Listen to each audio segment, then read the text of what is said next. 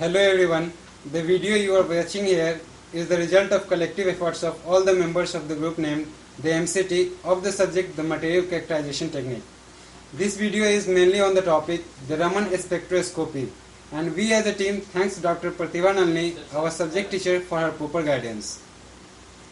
The Raman effect was named after one of its discoverers, the Indian scientist Sir C.V. Raman, who observed the effect by means of sunlight, together with K.S. Krishnan and independently by Grigory Landsberg and Leonid Mandelstam. Raman won the Nobel Prize in Physics in 1930 for this discovery, accomplished using sunlight, a narrow band photographic filter to create monochromatic light, and a cross filter to block this monochromatic light. He found that a small amount of light had changed frequency and passed through the crossed filter. Systematic pioneering theory of Raman effect was developed by Czechoslovak physicist George Plaschek between 1930 and 1934. The Mercury arc became the principal light source, first with photographic detection and then with spectrophotometric detection. In the years following its discovery, Raman spectroscopy was used to provide the first catalogue of molecular vibrational frequencies. Originally, heroic measures were required to obtain Raman spectra due to a low sensitivity of the technique. Raman spectroscopy works on the basis of inelastic scattering of light. It occurs when a photon excites a sample molecule in a certain vibrational state to a higher virtual state. Then it comes down to a lower energy level, which is at a slightly higher point than the initial energy level. This shift in the wave number is known as the Raman shift. In the apparatus, a sample is illuminated with a laser beam. EM radiation from the spot is collected with a lens and then sent through a monochromator. Scattered radiation is filtered out by a notch filter and rest is dispersed onto detector.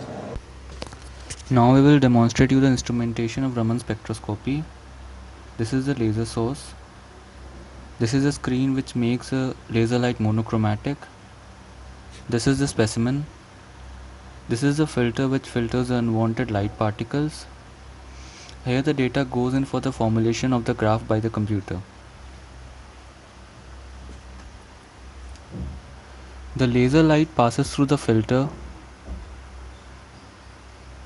and hits the sample.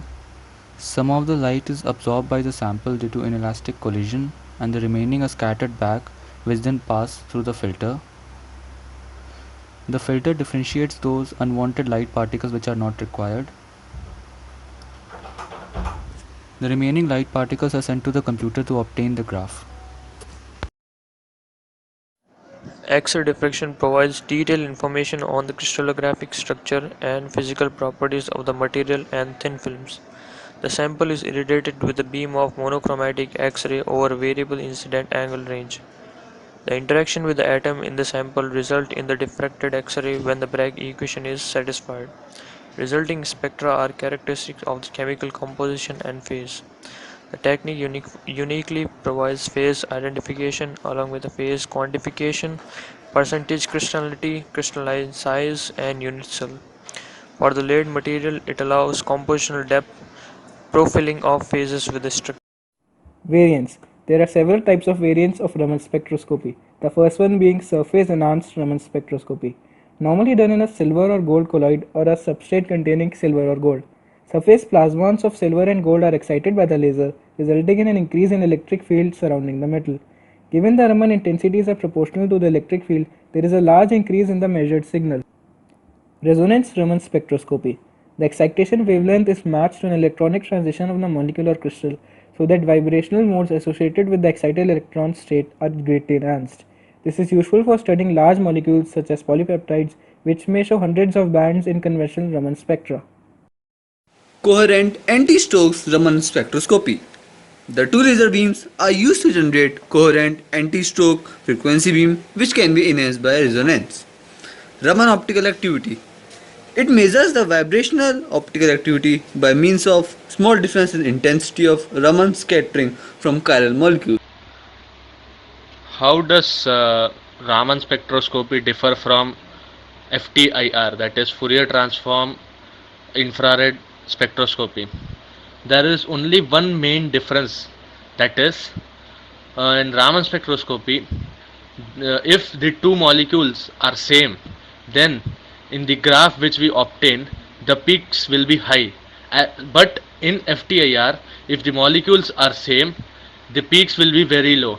That's why both are called complementary to each other. As in this graph, you can see the red line depicts FTIR and the blue line depicts Raman spectroscopy. In around 1000 centimeter inverse, the graph of Raman spectroscopy has a very high peak, but the graph of FTIR is very low.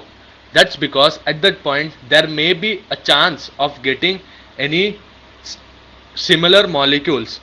Raman spectroscopy is used in many varied fields. In fact, any application where non-destructive microscope chemical analysis is imaging and required.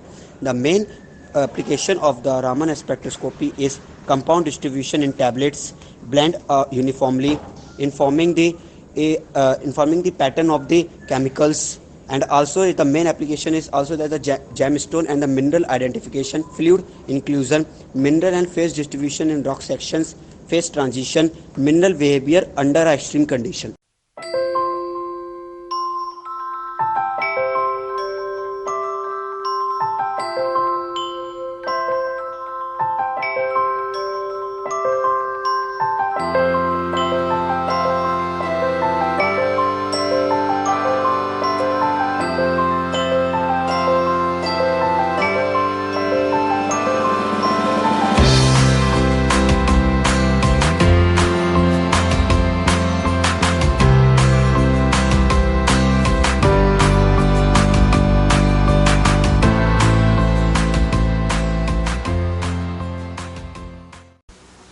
Thanks for watching this video.